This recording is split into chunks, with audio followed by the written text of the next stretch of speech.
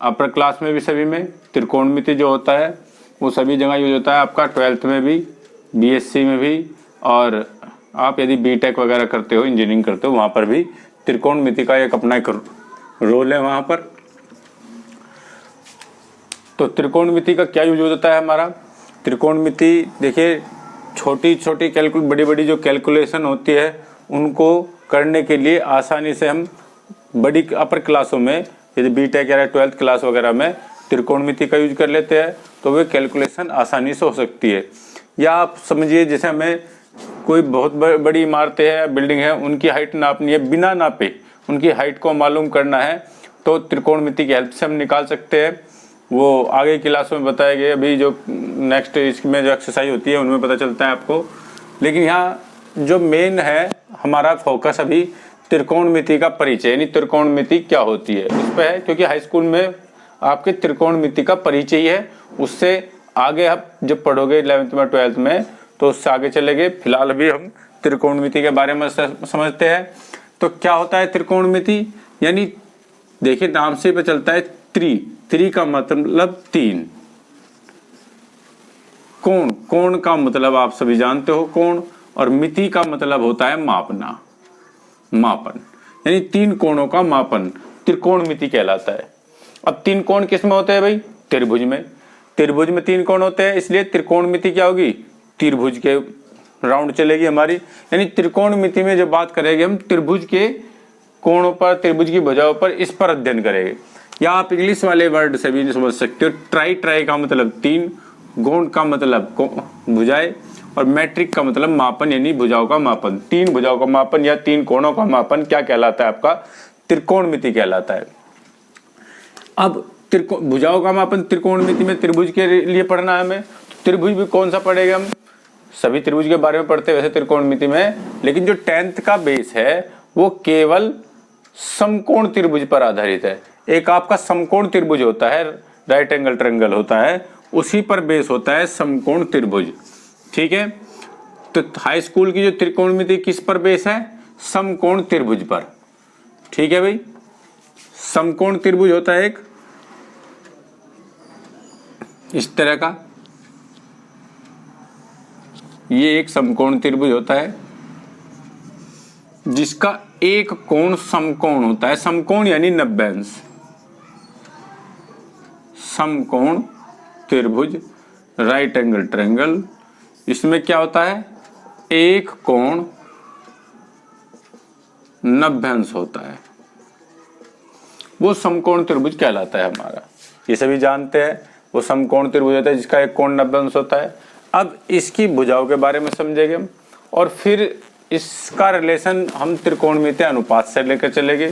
तो सबसे पहले हम बताते हैं भाई, इसकी जो ये 90 डिग्री का कोण बनता है, इसके सामने वाली भुजा को, 90 अंश के सामने वाली भुजा को, इसको क्या कहते हैं हम? एसी होगी 90 अंश के सामने वाली भुजा को। 90 अंश के सामने वाली भुजा क्या कहलाती है? कर्ण।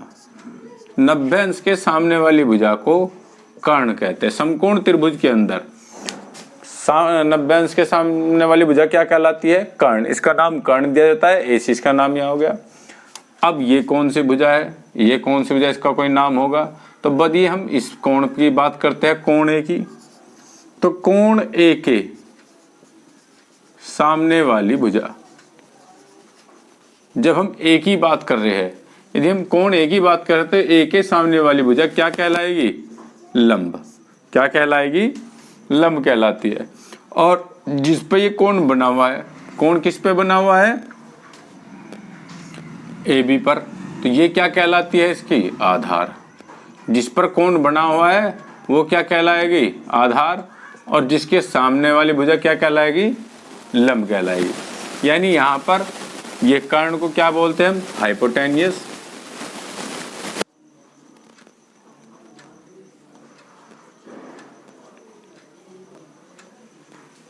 लंब को बोलते हैं परपेंडिकुलर।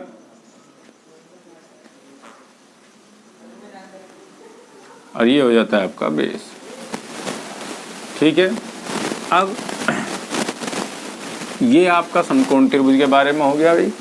समकोण त्रिभुज के बारे में मतलब यहाँ पर जो हाई स्कूल की आपकी त्रिकोणमिति है वो केवल समकोण त्रिभुज पर ही आधारित है। बाकी सभी त्रिभुजों का अध्ययन जो आप करते हैं वो 11th-12th में और अपनी बीएससी वगैरह में करते हैं। बात चर्चा सभी पे होती है त्रिकोणमिति में, ऐसा नहीं है कि केवल समकोण त्रिभुज और पर भी होती है। लेकिन जो हाई स्कूल के वाली हमारी जो आपकी 10th क्लास वाली जो त्रिकोणमिति है उसमें हम केवल समकोण त्रिभुज पर बात करते हैं। तो समकोण त्रिभुज आपको पता चल गया, ये समकोण त्रिभुज होता है। जो 90 अंश के डिग्री के सामने वाली भुजा होती है वो कर्ण होती है। जिस कोण की बात करें, मान लो आप ये कोण की बात कर रहे थे ए की, तो इसके सामने वाला लंब है, आधार आपका क्या हो गया, ए बी हो गया। यदि बात सी की करते हैं, कोण सी की, सी कोण के लिए, सी कोण के लिए यदि बात करते हैं हम, तो फिर आधार क्या बन जाएगा आपका बताइए, और लंब क्या होगा। अब जब सी की बात करें तो सी किस कोण भुजा पे बन रहा है, बीसी पे, तो लंब क्या हो जाएगा आपका बीसी, फिर लंब ये आधार हो जाएगा आपका बीसी, आधार बीसी हो जाएगा और लंब आपका क्या बन जाएगा, ए बी। कोण ए के लिए देखिए, ए के लिए लंब है बीसी, जो आधार है सी के लिए, ठीक है। कोण ए के लिए समझिए दोबारा, कोण ए के लिए लंब क्या है, बीसी है, तो कोण ए के सामने वाली भुजा लंब कहलाएगी यानी बीसी हो जाएगी, और आधार क्या हो जाएगी जिसपे हमारा कोण बना हुआ है, आधार क्या बन जाएगा इसका, ए बी, कोण ए के लिए, ठीक है। कोण ए के लिए लंब हमारा क्या होगा, बीसी, इसके सामने वाली भुजा लंब हो जाएगी और आधार हो जाएगा इसका ए बी। यदि कोण ए सी की बात करते हैं तो फिर लंब हो जाता है ए बी और आधार हो जाता है हमारा बी सी, ठीक है स्टूडेंट।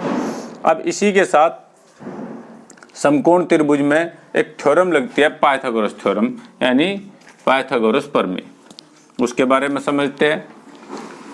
पाइथागोरस थ्योरम समकोण त्रिभुज में लगती है, बहुत इंपॉर्टेंट है, कहीं पे भी यूज हो जाती है आपकी।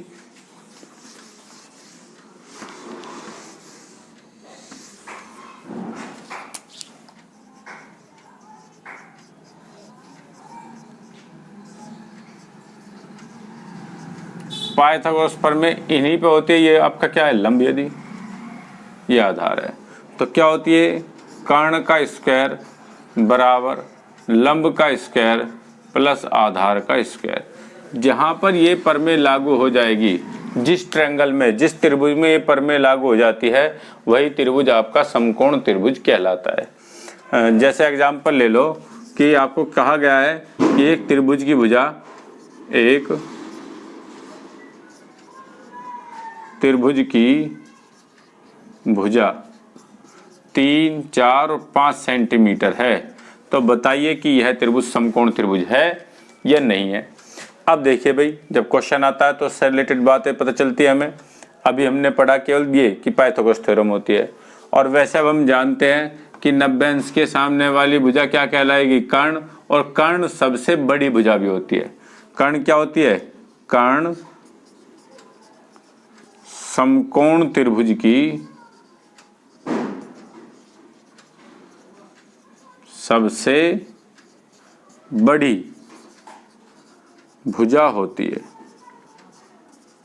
सही बात बता गई भाई कि समकोण त्रिभुज की कर्ण सबसे बड़ी भुजा होती है, इसलिए कर्ण हमारा यहाँ पे क्या हो जाएगा, 5। सबसे बड़ी भुजा क्या है यहाँ पर, 5 है, तो कर्ण 5 सेंटीमीटर हो गया।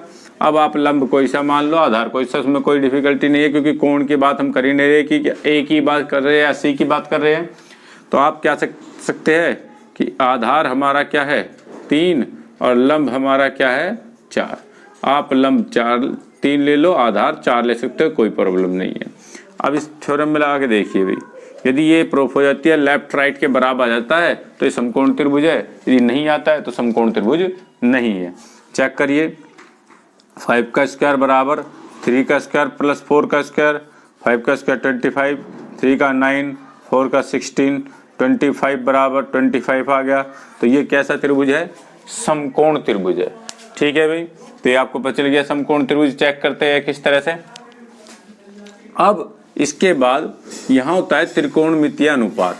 क्या होता है भाई, त्रिकोणमितीय अनुपात होता है। यहाँ पर सबसे पहले हम त्रिकोणमिति में, हाई स्कूल में त्रिकोणमितीय अनुपातों के बारे में ही बात करते हैं।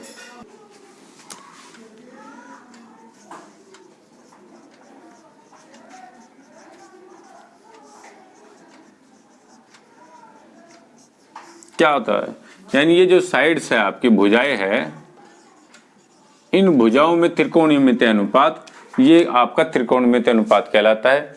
जिस तरह से हम लंब का अनुपात लेते हैं, मान लो इस समकोण त्रिभुज है, समकोण त्रिभुज की भुजाओं में हम अनुपात नापने लगे, ठीक है, इस समकोण त्रिभुज की भुजाओं में अनुपात लेने लगे, तो हमें क्या लेना होगा, एक हमारा लंब है, तो लंब का अनुपात हम किससे ले भाई, लंब का अनुपात किससे ले, कर्ण से, तो ये लंब अनुपात कर्ण हो जाएगा।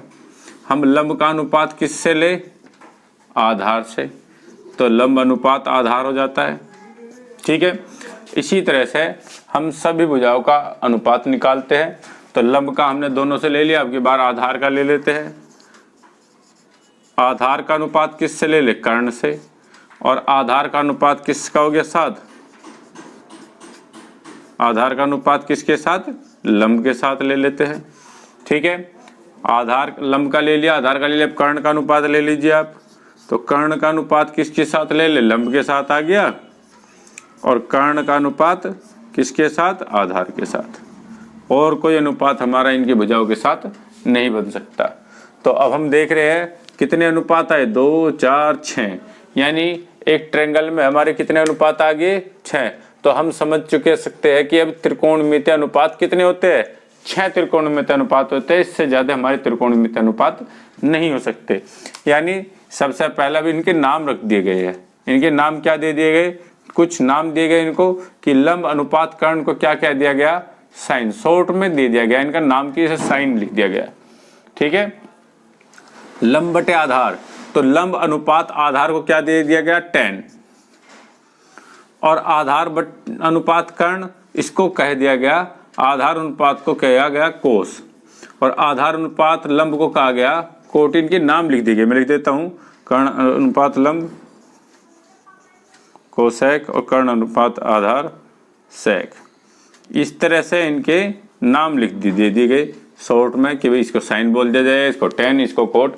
तो अब हम क्या समझते हैं कि त्रिकोणमितीय अनुपात कितने होते हैं, 6 होते हैं, और लंब अनुपात कर्ण को साइन नाम दिया गया, लंब अनुपात आधार को tan नाम दिया गया, आधार अनुपात कर्ण को ये अनुमय नाम दिए गए। अब हम इनके आगे चल के इनके अनुपातों को पढ़ेंगे, और अगली क्लास में हम इसको डिटेल में समझेंगे और एक अपनी एक्सरसाइज की तरफ भी बढ़ेंगे। Thank you.